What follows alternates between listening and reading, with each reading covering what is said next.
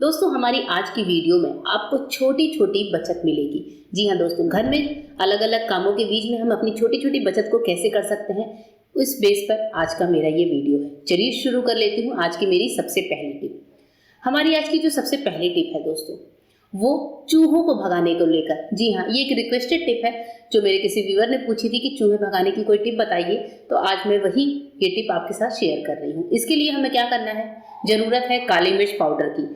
आप यहाँ पर साबुत काली मिर्च का भी यूज कर सकते हैं, लेकिन उस साबुत काली मिर्च को आपको थोड़ा कूट कर यूज करना पड़ेगा। इसके बाद से जो दूसरी चीज हमें चाहिए वो है लौंग। लौंग यहाँ पर मेरे पास साबुत है, आप लौंग का पाउडर भी ले सकते हैं।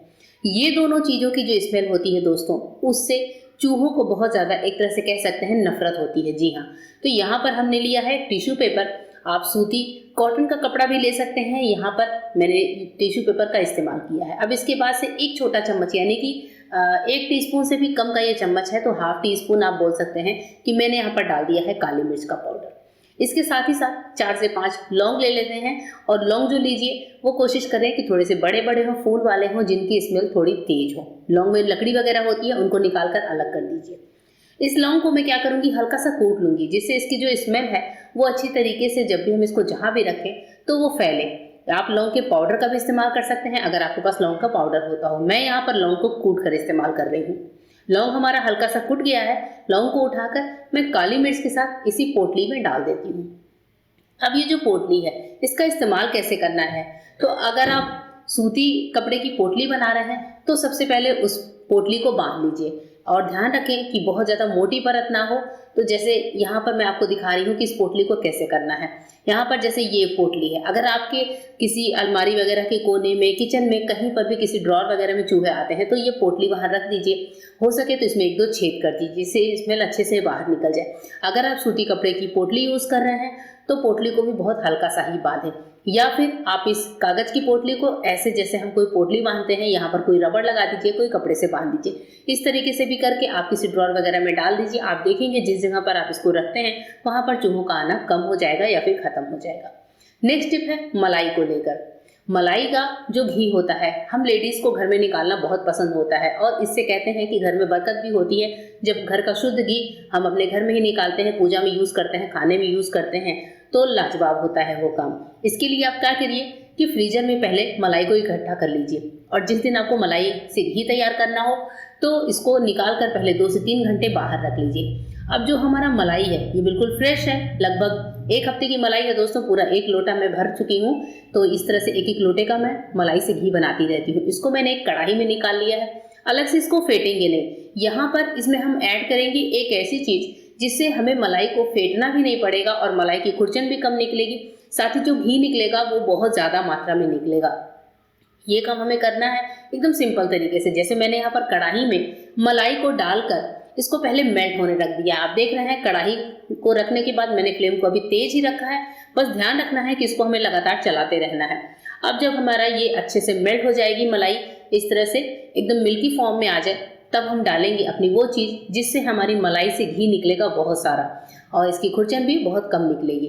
चलिए देखते हैं वो चीज़ क्या है दोस्तों। अब जब मलाई हमारी अच्छे से पकने लगी है, जब इसमें उबाल आ जाए, तब हम यहाँ पर ऐड करने वाले हैं सिर्फ 1 चम्मच वो चीज़, यानी कि 1 चम्मच चीनी। जी हाँ, 1 चम्मच चीनी ऐड करनी है। और चीनी ऐड करने से ऐसा नहीं है कि इस घी को आप पूजा पाठ में यूज़ नहीं कर सकते। चीनी ऐसी चीज़ है जिसे हम पूजा पाठ में भी इस्तेमाल करते हैं, तो ज़्यादा नहीं। आपने देखा कि 1 किलो मलाई में सिर्फ 1 चम्मच चीनी का इस्तेमाल करना है। चीनी डालकर अच्छे से चलाइए, और जिस दिन आप मलाई से घी बना रहे हो तो कोशिश करिए कि इस मलाई को लगातार चलाते हुए बनाएं। बीच बीच में चलाते रहिए, आप अपना काम भी कर सकते हैं, लेकिन इसे बिल्कुल छोड़िए नहीं। इस तरह से आप देखेंगे कि 2 से 3 मिनट बाद ही हमारी जो मलाई है वो कुछ इस तरह से इकट्ठा होने लगी है, कढ़ाई छोड़ने लगी है, इसमें से घी अलग होने लगा है। ये काम थोड़ा सा ऐसा है कि आपको 1-2 कामों को छोड़कर तब इसको करना होगा, क्योंकि हमारी जो मलाई से घी है अगर कढ़ाई में लगने लगी तो इसका वो मजा नहीं आता दोस्तों, जो मैं आज आपको बताने वाली हूँ। ये देखिए हमारी खुरचन अभी से ही कम दिखने लगी है, जब इसको मैंने 4 से 5 मिनट, और यहाँ पर ये काम मैं कर रही हूँ हाई फ्लेम पर। दोस्तों, आपको मलाई के बीच बीच में काले काले कुछ दिख रहे हैं, वो तुलसी के पत्ते हैं, क्योंकि मैं अपने घर में कान्हा जी को भोग लगाती हूँ दूध में तुलसी दल डालकर, और वही दूध मैं घर के मेन जो भगोना होता है दूध का उसमें मिक्स कर देती हूँ। तो इस तरह से तुलसी की पत्तियाँ हमारे घर की मलाई में रहती हैं, और जब मैं इसको छान दूंगी तो तुलसी की पत्तियाँ अलग हो जाएंगी। तो इस तरीके से आप ये मत सोचिएगा कि इसमें काला काला क्या है। अब इसके बाद से आप देख रहे हैं हमारी घी बहुत अच्छे से अलग हो रही है। अभी मैंने यहाँ पर घी को बहुत अच्छे से चला लिया है। मलाई को मैं बहुत ज़्यादा ब्लैक नहीं करूँगी, क्योंकि ये जो हमारी मलाई से बचा हुआ खुरचन है इसका भी इस्तेमाल मैं बहुत अच्छे तरीके से आपके साथ शेयर करूँगी। तो यहाँ पर देखिए घी कितना ज़्यादा हो चुका है और खुरचन बिल्कुल बैठ चुका है, थोड़ा हो चुका है। सिर्फ 1 चम्मच चीनी के इस्तेमाल से हम ये काम बखूबी कर सकते हैं। अब जब मैंने इसको अच्छे से पका लिया है, हल्का ठंडा करने के बाद देखिए हमारी घी बनकर तैयार है और जो खुरचन है इसे मैंने अलग रख लिया है। ये जो खुरचन है दोस्तों, इसकी मैं क्या रेसिपी बनाती हूँ, इसको इस्तेमाल कैसे करती हूँ, इसके लिए आपको वेट करना पड़ेगा अगले वीडियो का, क्योंकि इस वीडियो में मैं आपके साथ ये वाली टिप शेयर नहीं कर पा रही हूँ कि नहीं तो वीडियो बहुत ज़्यादा लंबी हो जाएगी। इस खुरचन को हम संभाल कर रखते हैं और एक ऐसी चीज़ बनाते हैं जिसे घर वाले बहुत ही प्रेम से खाते हैं। साथ ही वो बहुत ज़्यादा हेल्दी भी होता है, क्योंकि उसमें मैं चीनी वगैरह का कोई इस्तेमाल नहीं करती हूँ। तो उस रेसिपी से जुड़ने के लिए, उसका वेट करने के लिए, अगर आप मेरे चैनल पर नए हैं तो चैनल को सब्सक्राइब जरूर कर दीजिएगा, जिससे आगे वाली नई वीडियो का नोटिफिकेशन आप तक पहुंच जाए। अब इस घी को हल्का सा वापस से छानकर हम स्टोर कर सकते हैं, है ना दोस्तों, कमाल की टिप। चलिए बढ़ते हैं नेक्स्ट टिप की तरफ। नेक्स्ट टिप में कभी कभी ऐसा होता है कि किसी ने वॉशरूम यूज किया और उसके बाद से क्या होता है कि आपको तुरंत ही जाना है, पर उसमें एक अलग टाइप की स्मेल होती है जिसे तुरंत जाकर यूज करना कभी कभी पॉसिबल नहीं होता है। और ऐसे टाइम पर जब हम ये सोचते हैं कि चलो हम यहाँ पर कुछ फ्रेग्रेंस का इस्तेमाल करें, रूम फ्रेशनर का इस्तेमाल करें, ये एक ऐसी स्मेल होती है, लेकिन एंड टाइम पर आप देखते हैं कभी कभी रूम फ्रेशनर भी खत्म हो जाता है।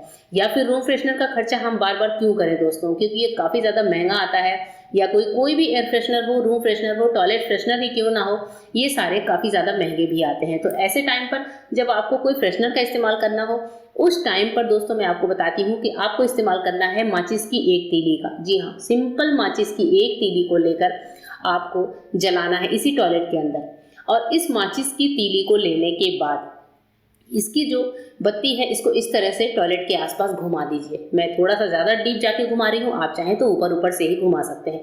घुमाते ही आप देखेंगे माचिस की तीली की जो स्मेल है, जो एक हार्ड स्मेल होती है, पूरे टॉयलेट में भर जाती है। और अलग से अगर कोई स्मेल है जिसकी वजह से आप वॉशरूम यूज़ नहीं कर पा रहे हैं, तो वो स्मेल फटाफट से निकल जाती है। माचिस की सिंपल सी एक तीली जलाते ही हमारा काम सेकेंडों में हो जाता है और साथ ही फालतू के रूम फ्रेशनर से बचत भी होती है। इस तरीके से माचिस की एक तीली हमारे वॉशरूम को बिल्कुल नए फ्रेग्रेंस से भर देती है। होप करती हूँ ये टिप आपको पसंद आई होगी।